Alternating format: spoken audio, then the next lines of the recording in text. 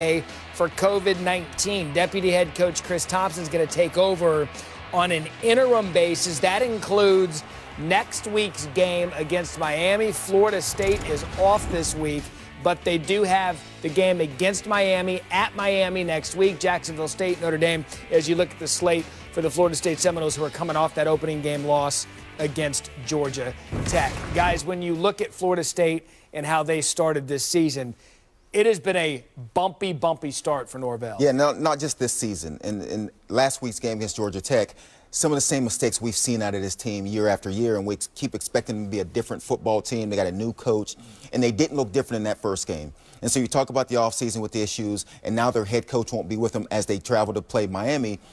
It is an interesting situation at Florida State. They just can't seem to get it right. Not that this is something that they did, sure, but it's still part of the equation for Florida State as they're trying to turn things around. They don't look good in week one, and now your head coach isn't with you in week two. It'll be interesting to see if the leadership in the locker room, which we've heard there's been issues inside that locker room, be interesting to see if that locker room can come together, come out, and play a better brand of football, eliminate the mistakes, and find ways to play four quarters. Well, Jesse, I'll take it one step further. I wanted to ask you about this because contact tracing has ruined several games, postponed several games already. What about the contact tracing with the head coach? If your head coach all of a sudden is tested positive? Well, I think it just goes to show you this virus doesn't discriminate, and it's not just players that can get it. It's coaches as well, and this is the reality now in college football. Teams have to navigate this and find ways to try to stay safe and try to stay healthy. This is a big hit for Florida State, obviously. 0-1 right now in conference play. Now you're playing Miami. That's a game you got to win, and not having your new head coach on the road. You're playing your biggest rival on the road. And certainly over this next week, Mike Norvell will be able to take part in all the Zoom meetings with the team from home or wherever he decides to self-isolate. He can meet with coaches. He can help put the game plan and install that. But not having him on the sidelines, not just making the critical decisions. Do we go for it on fourth down? Do we kick a field goal? But also poise. Keeping everybody even keel in a game with so much emotion. You mentioned James Blackman and his propensity to turn the football over, now playing in a brand new system. Mike Norvell's the QB whisperer. They're going to miss not having him on that sideline. CDC says you got to self-quarantine 10 days. Hopefully Mike Norvell gets back quickly because they need him. Yeah, but then you look at contact tracing. Was he in a quarterback room? Was he with assistant coaches? This will be a story that we have to watch going into next week against Miami. More highlights to get you to. App State and Marshall in a good one going on as we speak. First quarter, no score.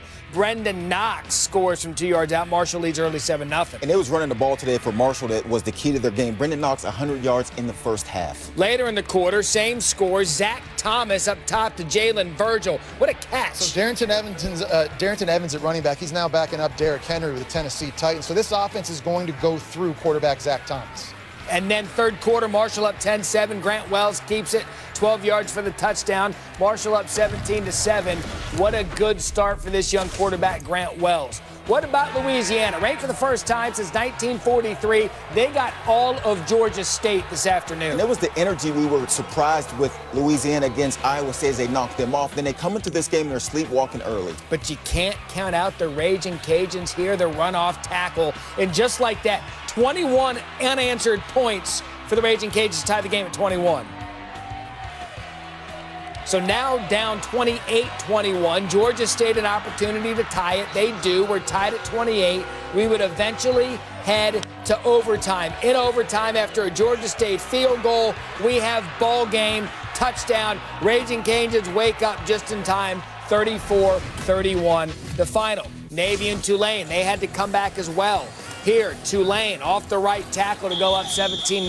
Head coach Willie Fritz is loving it. Just signed a new 7-year contract extension, and his team was running the football. But here comes the Navy defense when they needed it most, down 24-0 at one point. Navy's Did defense you say Navy defense? I did. The defense hadn't showed up this season. Watch what I'm going to say here. Navy's passing game gets them back in it. Dalen Morris, a quarterback, didn't start, but he came in and threw for 139 yards. A bit of a new look on offense. And a game winner for Daniel Davies. Ball game, no college kicker scenario. Kenny Amatalola, what a great comeback win for the midshipmen, 27-24. The big one tonight, Louisville in Miami. That game going to be kicking over on ABC just about 36 minutes from now. We'll have more getting caught up on a college football scoreboard Saturday.